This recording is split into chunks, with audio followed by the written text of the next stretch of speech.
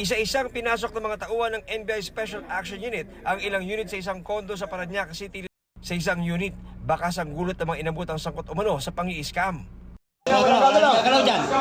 Wala nang gagalaw. Taas kamay nyo. Taas ang kamay! Sa unit na ito naman, tinangkapang gumamit ng cellphone ng ilang nahuli.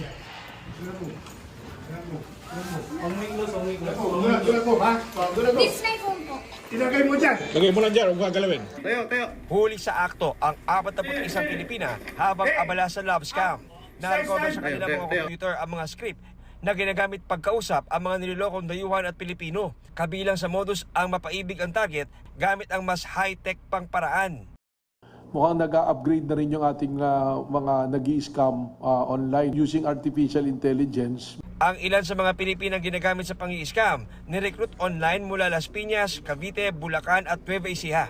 Hugas kamay naman ang ilan sa mga Indonesian na nahuli nag-supervise sa mga scam hubs. We are just a victim in here. Some friend introduced us to come here and we don't know anything about this also. I just want to go home, release. Where do you want to go home? Back my country.